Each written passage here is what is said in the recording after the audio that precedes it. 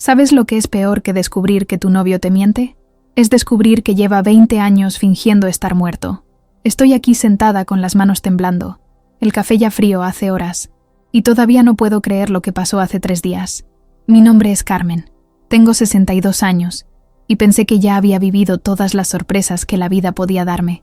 Pero ay, Dios mío, qué equivocada estaba. El calor de agosto en Sevilla es insoportable, ¿verdad?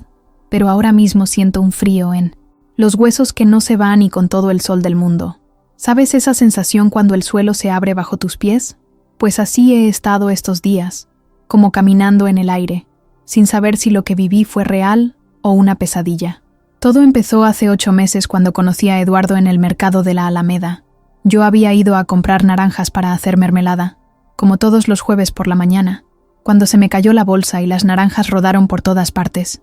Él estaba allí, un hombre, elegante de unos 60 años, pelo canoso perfectamente peinado, ojos verdes que me recordaron a alguien pero no sabía a quién.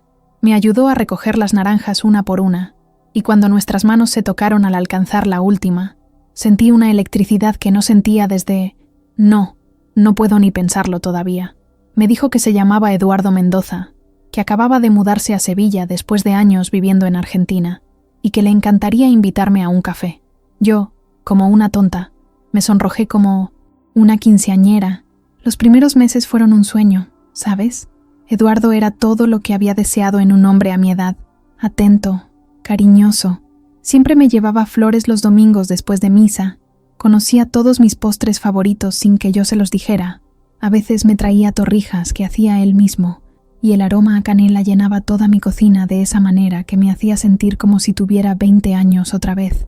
Salíamos a pasear por el parque de María Luisa cuando bajaba el sol, y él me contaba historias de Buenos Aires, de cómo había trabajado en una empresa de exportación toda su vida, de cómo había perdido a su esposa hace 10 años.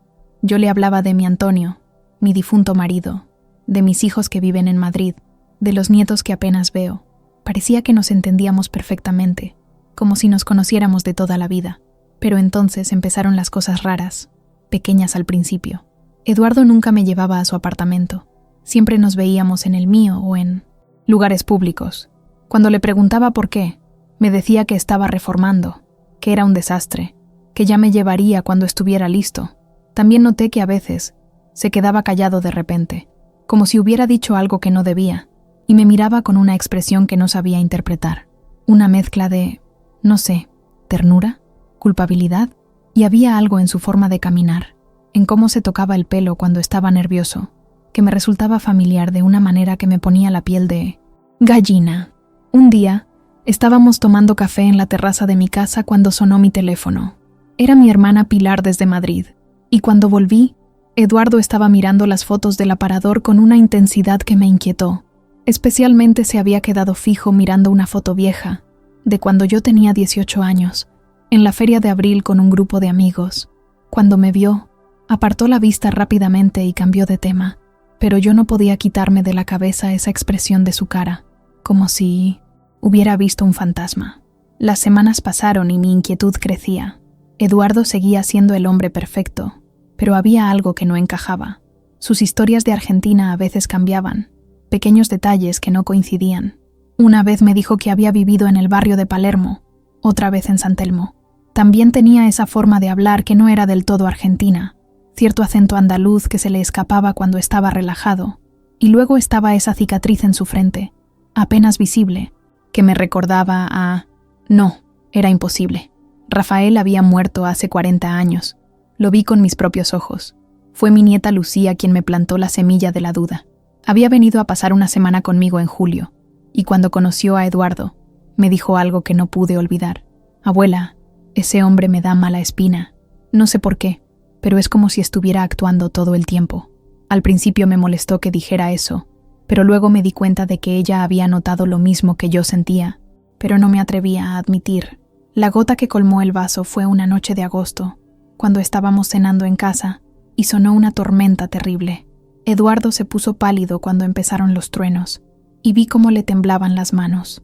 Me contó que tenía fobia a las tormentas desde niño, desde que un rayo cayó cerca de su casa cuando tenía 8 años, y se escondió debajo de la cama durante horas. Pero esa historia Esa historia exacta me la había contado otra persona hace muchos años. Una persona que yo creía muerta desde 1983.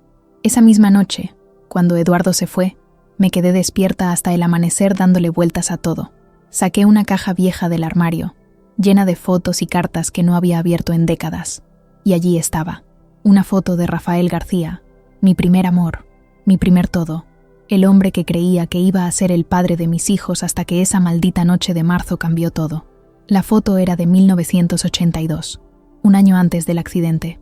Rafael tenía 22 años, yo 21, y estábamos locamente enamorados. Mirando esa foto y pensando en Eduardo, las similitudes eran más que similitudes. La forma de los ojos, la sonrisa torcida hacia la izquierda, esa cicatriz en la frente que se había hecho de niño al caerse de un árbol. No podía dormir, no podía comer, no podía pensar en otra cosa.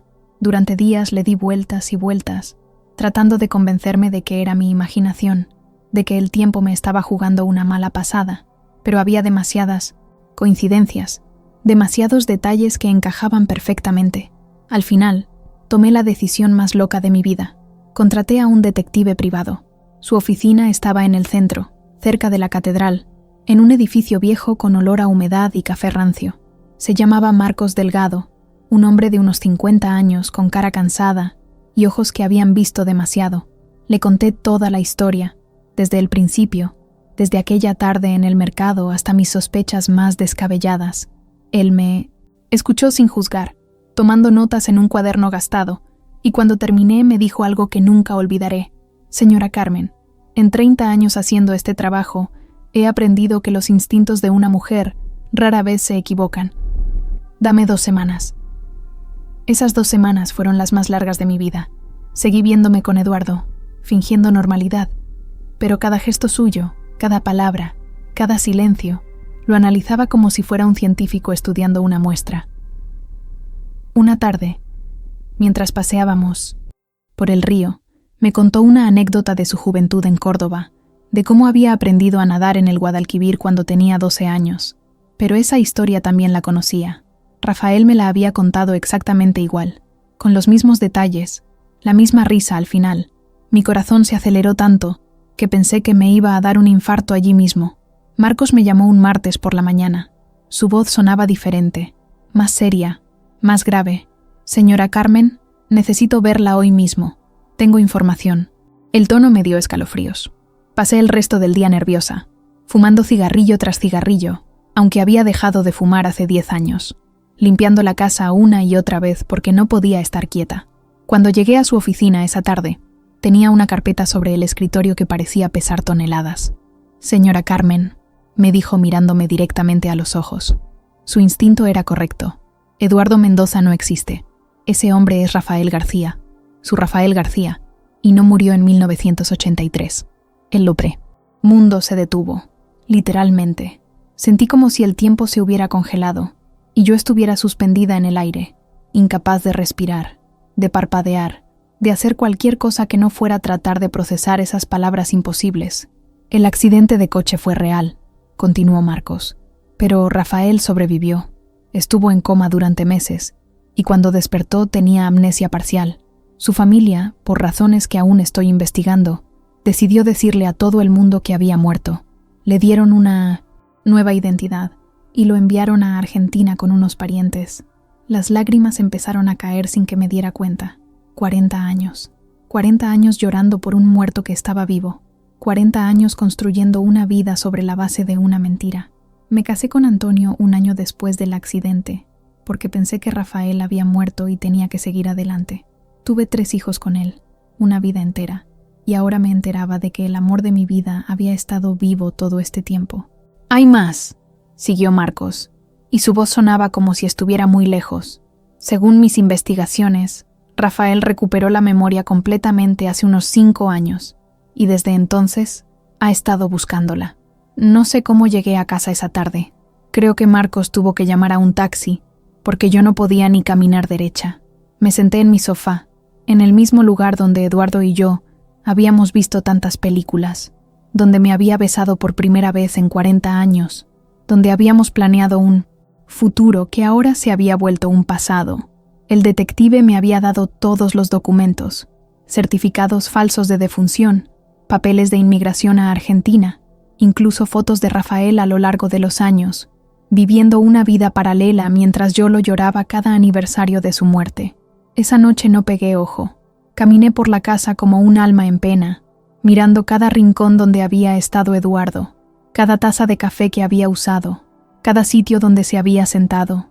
¿Cómo se siente uno cuando descubre que los muertos pueden resucitar? Cuando la línea entre la realidad y la fantasía se difumina tanto que ya no sabes qué es verdad.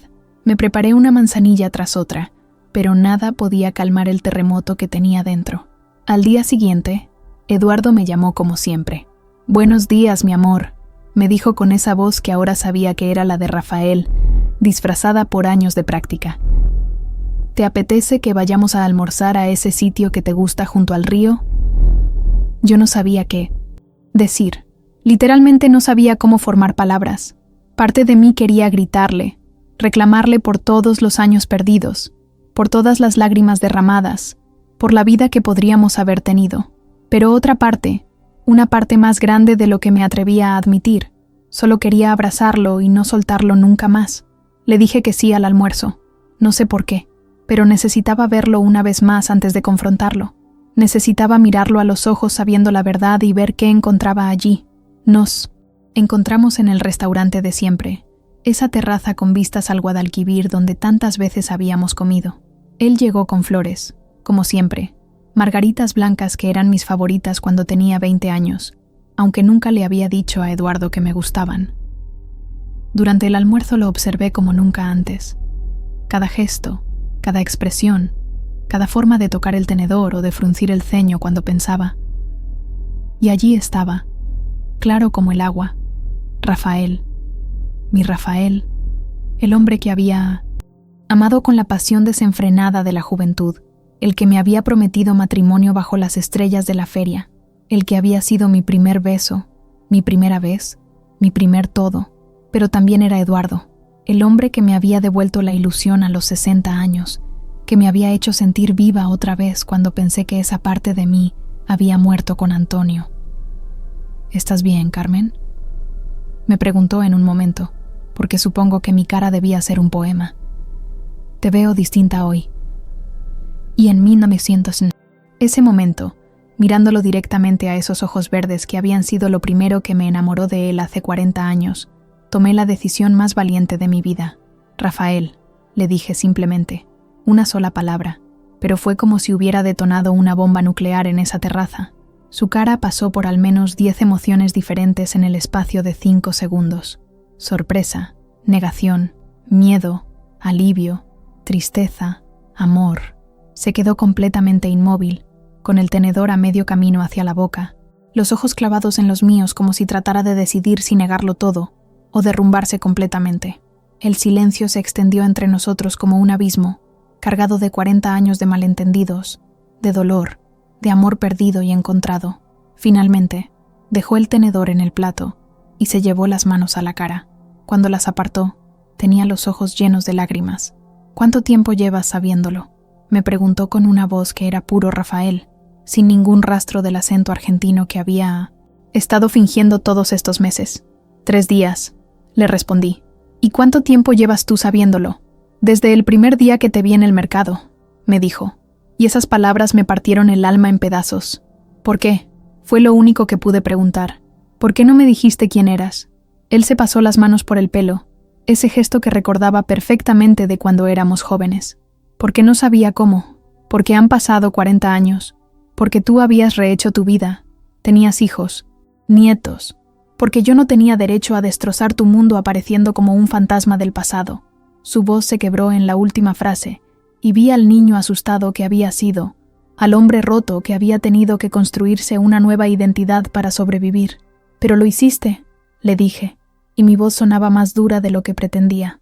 «Apareciste en mi vida fingiendo ser otro. Me hiciste enamorarme de ti otra vez, sin darme la oportunidad de elegir». Las lágrimas empezaron a caer por mis mejillas. 40 años de lágrimas represadas. ¿Sabes lo que es llorar por alguien durante décadas? ¿Sabes lo que es vivir con la culpa de haberte sobrevivido cuando el accidente fue por mi culpa? No fue tu culpa. me dijo inmediatamente, y en su voz había una urgencia que me atravesó como un cuchillo. Nunca fue tu culpa, Carmen. Yo era el que conducía. Yo era el que había bebido una copa de más en la boda de tu prima. Tú me dijiste que no condujera, que tomáramos un taxi. Las memorias volvieron como una avalancha. Esa noche de marzo de 1983, la boda de mi prima Isabel, Rafael guapo con su traje azul marino, yo con el vestido amarillo que había comprado especialmente para la ocasión. Habíamos discutido porque él insistía en conducir aunque había bebido, y yo le había dicho que era una locura, que esperáramos o tomáramos un taxi. Llevaba 40 años creyendo que si no hubiera insistido en ir a casa esa noche, si me hubiera quedado en casa de mi prima como quería mi madre, tú no habrías tenido el accidente, le confesé entre sollozos. Llevaba 40 años sintiendo que era culpa mía que hubieras muerto. Rafael se levantó de su silla y vino a sentarse a mi lado, pero no me tocó. Podía sentir su presencia, su calor, pero había un abismo de tiempo y dolor entre nosotros que no sabía si se podía cruzar. Cuando desperté del coma, me contó con voz temblorosa. No recordaba nada de los últimos 5 años. No te recordaba a ti. No recordaba el accidente. No, recordaba nada. Mi madre me dijo que había perdido mucha sangre, que había estado a punto de morir, que lo mejor era empezar de cero. Me dio papeles nuevos. Me dijo que me había conseguido trabajo en Argentina con mi tío Esteban, que era mi oportunidad de tener una vida nueva. Su voz se perdía entre las lágrimas, y yo quería consolarlo, pero también quería golpearlo por todos los años perdidos. ¿Y cuándo recuperaste la memoria?, le pregunté, aunque parte de mí no quería saber la respuesta. Hace 5 años, me dijo, confirmando lo que el detective ya me había contado. Fue gradual, como piezas de un rompecabezas que iban encajando. Primero recordé tu cara, luego tu risa, luego todo lo que habíamos vivido juntos. Y entonces supe que tenía que encontrarte, pero no sabía cómo. El aire de la terraza se había vuelto denso, cargado de electricidad emocional que podía cortarse con un cuchillo. ¿Sabías que me había casado?, le pregunté, y él asintió con una expresión de dolor que me partió el corazón. Lo investigué todo. Supe que te habías casado con Antonio en 1984, que habían tenido 3 hijos, que él había muerto hace 8 años. Supe que vivías sola, que ibas al mercado los jueves, que todavía hacías mermelada de naranja como le gustaba a tu abuela. La precisión de sus conocimientos me asustó y me conmovió a la vez. Había estado estudiando mi vida como si fuera un mapa del tesoro. Entonces lo planeaste todo, le dije, y no era una pregunta. El encuentro en el Fontainebleau mercado, la bolsa que se cayó, todo fue calculado. Él bajó la cabeza, avergonzado.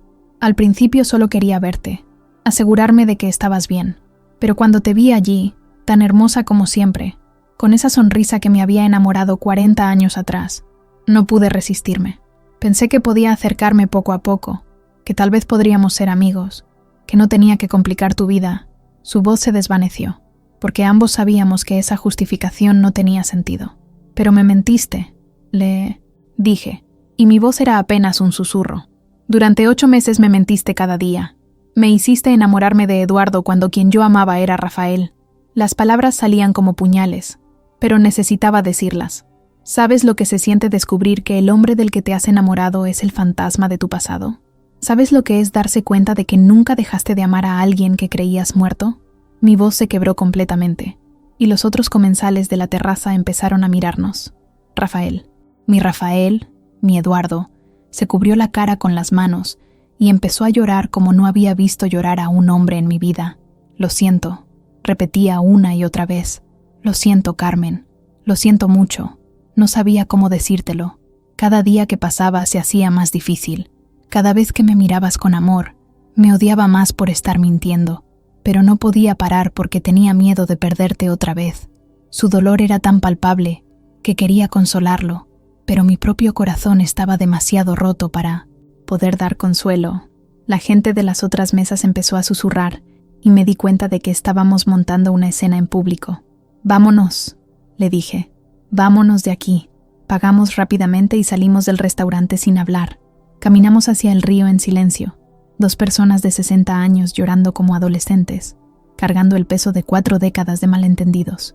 El sol de la tarde se reflejaba en el agua del Guadalquivir, y recordé todas las veces que habíamos paseado por esa misma orilla cuando éramos jóvenes, planeando un futuro que nunca llegó a suceder. Nos sentamos en un banco frente al río, el mismo banco donde él me había pedido que fuera su novia cuando yo tenía 19 años. La ironía era tan cruel que me dolía físicamente. ¿Qué hacemos ahora?, le pregunté después de un largo silencio. No lo sé, me respondió honestamente. No sé cómo arreglar esto, Carmen. No sé cómo compensar 40 años perdidos. No sé cómo pedirte perdón por haber fingido ser otra persona cuando lo único que quería era volver a estar contigo. Su honestidad me desarmó completamente. Yo tampoco lo sé, admití. No sé si puedo perdonarte por haberme mentido. No sé si puedo perdonarme a mí misma por haberme enamorado otra vez sin saber que eras tú. No sé qué significa esto para nosotros, para lo que hemos construido estos meses. El viento del río nos traía el aroma de las flores del parque, y por un momento pude imaginar que teníamos 20 años otra vez, que nada malo había pasado, que todavía teníamos toda la vida por delante. ¿Me odias?, me preguntó con una voz tan pequeña que apenas la escuché. La pregunta me golpeó como un puño en el estómago. ¿Lo odiaba? Quería odiarlo, quería gritarle, golpearlo, hacerle pagar por todos los años perdidos, por todas las mentiras, por haber jugado con mi corazón de esa manera tan cruel. Pero cuando lo miré, cuando vi a ese hombre de 60 años con el pelo canoso y las arrugas alrededor de los ojos, cuando vi al Rafael de mi juventud mezclado con el Eduardo de mi presente, no pude encontrar odio en ninguna parte de mi corazón. No, le dije finalmente, no te odio. Debería, pero no puedo. Se giró hacia mí con una expresión de esperanza tan intensa que me asustó. Pero tampoco sé si puedo estar contigo sabiendo todo esto. No sé si puedo mirar a Eduardo y ver a Rafael, o mirar a Rafael y extrañar a Eduardo. No sé si soy lo suficientemente fuerte para lidiar con esto a mi edad. Las palabras salían sin filtro, directas del corazón a mi boca. Nos quedamos allí sentados hasta que el sol empezó a ponerse, hablando de todo y de nada, recordando momentos de nuestra juventud, tratando de entender cómo habíamos llegado a este punto imposible. Rafael me contó sobre sus años en Argentina, sobre cómo había trabajado como contable en una empresa pequeña, sobre cómo nunca se había casado porque ninguna mujer le había hecho olvidar a la novia sevillana que había perdido en un accidente. Yo le hablé de mi matrimonio con Antonio, de mis hijos, de cómo durante años había tenido pesadillas sobre el accidente, de cómo había guardado todas sus cartas en una caja que nunca había podido tirar. Cuando llegó la hora de separarnos, ninguno de los dos sabía qué decir. ¿Cómo te despides de alguien que ha sido tu primer amor, tu gran pérdida, y ahora tu segunda oportunidad, todo mezclado en una misma persona? Necesito tiempo, le dije finalmente. Necesito tiempo para procesar todo esto, para entender qué siento, qué quiero. Él asintió, pero vi el miedo en sus ojos. ¿Cuánto tiempo?, me preguntó. No lo sé, le respondí honestamente. Tal vez días, tal vez semanas, tal vez nunca. No puedo prometerte nada, Rafael. Esa noche, en mi casa, saqué todas las fotos viejas, todas las cartas que Rafael me había escrito cuando éramos novios, todos los recuerdos que había guardado como reliquias de un muerto. Los extendí por la mesa del comedor y los comparé con los recuerdos que había hecho con Eduardo estos últimos meses. Las entradas de cine, las flores secas, las fotos que nos habíamos tomado en nuestros paseos, cómo podían ser la misma persona y personas completamente diferentes a la vez. ¿Cómo podía amar tanto a ambos cuando eran uno solo? Durante los siguientes días viví en una montaña rusa emocional que me agotaba física y mentalmente. Por las mañanas me despertaba furiosa, sintiéndome engañada y manipulada. Por las tardes me sentía melancólica, extrañando a Eduardo y su ternura. Por las noches lloraba por Rafael y todos los años que habíamos perdido. Era como estar de luto por 3 personas diferentes: el Rafael que creía muerto, el Eduardo que había resultado ser una mentira, y la Carmen que había sido antes de descubrir la verdad. Rafael me llamaba todos los días, pero yo no le respondía. Me enviaba flores, pero yo las tiraba sin abrirlas. Una vez lo vi parado frente a mi casa desde la ventana de mi dormitorio, y tuvo que usar toda mi fuerza de voluntad para no bajar corriendo a abrazarlo. Necesitaba espacio, necesitaba claridad, necesitaba entender qué quería hacer con esta segunda oportunidad que la vida me había dado de la manera más cruel posible. Fue mi hermana Pilar quien me ayudó a ver las cosas con perspectiva. Había venido desde Madrid cuando le conté toda la historia por teléfono, y me encontró hecha un desastre en la sala de estar, rodeada de pañuelos usados y fotos viejas. Carmen, me dijo con esa autoridad de hermana, mayor que nunca había perdido, tienes que decidir qué es más importante, el pasado que perdiste o el futuro que todavía puedes tener. Pero me mintió, le dije por enésima vez. Durante meses me mintió todos los días. Sí, me respondió Pilar, y eso está mal, pero también mírate a ti. Has estado más viva estos últimos meses que en los últimos 20 años. Eduardo, Rafael, como quieras llamarlo, te devolvió algo que creías perdido para siempre. ¿Vas a tirarlo todo por el rencor? Sus palabras me dolieron porque sabía que tenía razón. ¿Y si vuelve a mentirme?, le pregunté. ¿Y si esto es solo el principio de más engaños? Pilar se sentó a mi lado y me tomó las manos con esa ternura que solo las hermanas pueden tener. Entonces, será tu decisión dejarlo, pero si no le das una oportunidad de explicarse, de ganarse tu confianza otra vez, nunca sabrás lo que podría haber sido. Y creo que ya has vivido suficientes años preguntándote qué hubiera pasado si. Esa noche, después de que Pilar se fuera a dormir, me quedé despierta mirando las estrellas desde mi terraza. Era una noche clara de agosto, y la luna llena iluminaba toda la ciudad. Recordé otra noche como esta, 40 años atrás, cuando Rafael y yo habíamos hecho el amor por primera vez en su apartamento de estudiante. Habíamos estado tan nerviosos, tan torpes, tan llenos de amor que pensamos que nos íbamos a morir de la intensidad. ¿Cómo podía ser que ese mismo hombre estuviera ahora a unos kilómetros de mí en distancia, esperando a que yo decidiera si podíamos tener una segunda oportunidad? Al día siguiente, tomé una decisión. Le envié un mensaje a Rafael pidiéndole que viniera a casa esa tarde. Necesitaba verlo, hablar con él, tratar de entender si lo que habíamos construido como Carmen y Eduardo podía sobrevivir a la verdad sobre Carmen y Rafael. Cuando llegó, traía en las manos una caja vieja y gastada que reconocí inmediatamente. Era la caja donde él guardaba sus tesoros cuando era joven. «Hay algo que quiero enseñarte», me dijo con voz temblorosa. Abrió la caja y empezó a sacar cosas una por una. Fotos nuestras de cuando éramos novios, entradas de cine de películas que habíamos visto juntos, la pulsera de oro que yo le había regalado para su cumpleaños número 21, cartas que yo le había escrito.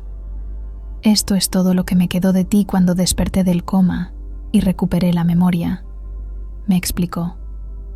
«Lo llevé conmigo a Argentina, lo guardé durante todos estos años como si fuera un altar. Cuando decidí buscarte, sabía que era una locura, pero no podía seguir viviendo sin intentarlo.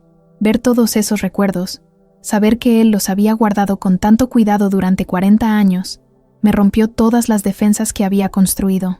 «¿Por qué no me dijiste la verdad desde el principio?», le pregunté otra vez, pero esta vez mi voz no tenía rabia, solo tristeza infinita. «Porque tenía miedo», me respondió simplemente.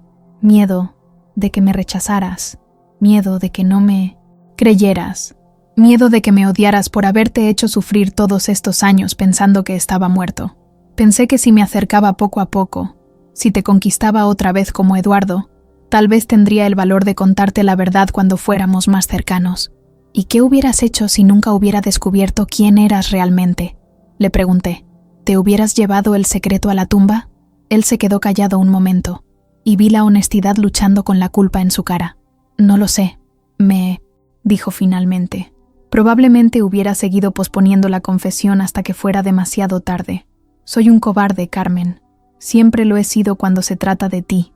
Sus palabras me llegaron directas al corazón porque reconocí la verdad en ellas.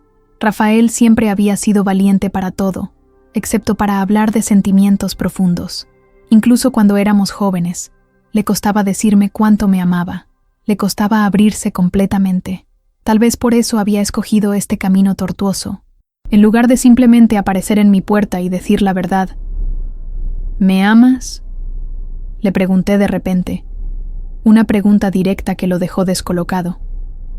«¿Amas a la Carmen de 60 años o extrañas a la Carmen de 20? La pregunta era crucial, porque yo necesitaba saber si lo que habíamos tenido estos meses era real o solo nostalgia disfrazada. Él me miró directamente a los ojos y vi en ellos una intensidad que me quitó el aliento. «Amo a las dos», me dijo con una voz cargada de emoción.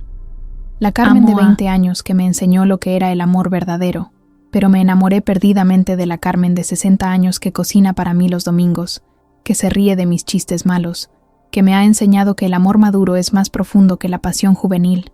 Te amo, Carmen. Te he amado durante 40 años, dormido y despierto, con memoria y sin ella. Eres la única constante en una vida que se ha reescrito demasiadas veces. Sus palabras me golpearon como una ola, arrastrando todas mis defensas.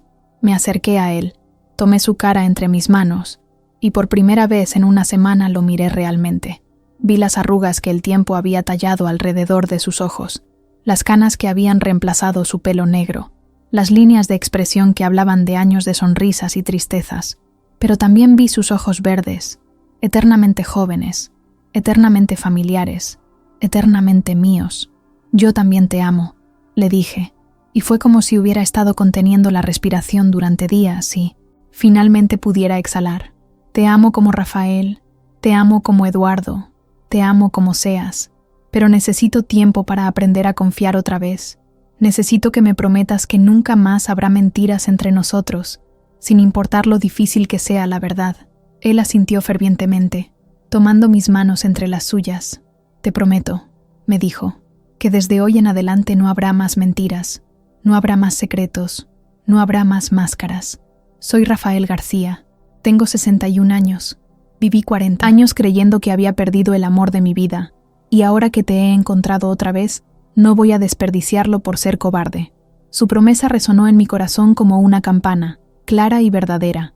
Nos abrazamos entonces, como no nos habíamos abrazado en toda nuestra vida, con la desesperación de dos personas que habían estado perdidas y se habían encontrado, con la ternura de dos corazones que habían sufrido demasiado y finalmente habían encontrado paz. Lloré en sus brazos. Él lloró en los míos, y por primera vez en semanas sentí que tal vez, solo tal vez, íbamos a estar bien. Pero la vida no es una película romántica, y los finales felices no llegan tan fácilmente cuando has vivido 60 años y has aprendido que las cicatrices del corazón nunca se curan completamente. Los días siguientes fueron difíciles, llenos de conversaciones dolorosas sobre el pasado, sobre las decisiones que habíamos tomado, sobre los años que habíamos perdido. Rafael me contó sobre su vida en 1960, Argentina, sobre las noches que había pasado despierto, extrañando a una mujer que creía que nunca volvería a ver. Yo le hablé sobre mi matrimonio con Antonio, sobre cómo había aprendido a amar a otro hombre, pero nunca había podido olvidar completamente a mi primer amor. Decidimos tomarlo con calma, empezar de nuevo, pero esta vez con honestidad completa. Rafael alquiló un apartamento pequeño cerca de mi casa y comenzamos a conocernos otra vez, esta vez sin máscaras. Descubrí que los años lo habían suavizado en algunos aspectos y endurecido en otros. Había aprendido a cocinar platos argentinos, que me enseñó con paciencia. Había desarrollado una pasión por el tango que me contagió lentamente. Había leído miles de libros durante las noches solitarias en Buenos Aires. Yo también había cambiado, por supuesto. Era más independiente de lo que había sido a los 20, más segura de mí misma, más consciente de lo que quería y lo que no estaba dispuesta a tolerar. Tenía una vida construida, hijos adultos, nietos, rutinas que me daban estabilidad. No era la misma chica que se había enamorado perdidamente 40 años atrás, y él tampoco era el mismo muchacho impetuoso que había perdido en el accidente. Pero había algo mágico en redescubrirnos a esta edad. Cada conversación era un tesoro, cada gesto de cariño era consciente y valorado, cada momento juntos tenía el peso de saber que el tiempo es limitado y no se puede desperdiciar. No teníamos la pasión ciega de la juventud, pero teníamos algo mejor, la sabiduría para apreciar lo que estábamos viviendo. Mis hijos tardaron meses en aceptar la situación. Mi hijo mayor, Antonio, named after his father, pensaba que estaba perdiendo la cabeza. «Mamá», me decía, «ese hombre te mintió durante meses. ¿Cómo puedes confiar en él?» Mi hija Mercedes era más comprensiva pero preocupada. «Solo quiero que seas feliz», me decía, «pero no quiero que te lastimen otra vez». Solo mi hijo menor, Carlos, parecía entender. «Sí, te hace feliz, mamá. Y si de verdad la han pasado amándose todos estos años, tal vez merecen una segunda oportunidad. Los nietos fueron más fáciles de convencer. Los niños tienen una capacidad asombrosa para aceptar las cosas complicadas cuando ven que los adultos que aman son felices. Rafael se ganó sus corazones con historias de Argentina, con dulces que les traía, con la paciencia infinita que solo los abuelos pueden tener. Verlo jugar con ellos, verlo convertirse en el abuelo que nunca había podido ser con sus propios nietos imaginarios, me llenaba de una felicidad que no había experimentado en años. No todo fue fácil. Hubo días difíciles, discusiones sobre el pasado, momentos en que la desconfianza resurgía como una ola inesperada. Hubo noches en que me despertaba preguntándome si había tomado la decisión correcta, si era posible construir un futuro sobre una base de mentiras pasadas. Hubo veces en que Rafael me miraba con una expresión tan llena de culpa que me dolía el corazón, sabiendo que él también luchaba con sus propios demonios. Pero también hubo momentos de gracia pura, como la primera vez que fuimos juntos al cementerio donde estaba la tumba falsa de Rafael, y nos reímos hasta llorar de la absurdidad de la situación. O la noche en que me enseñó a bailar tango en mi sala de estar, con la música suave y las luces bajas, moviéndonos como dos adolescentes enamorados.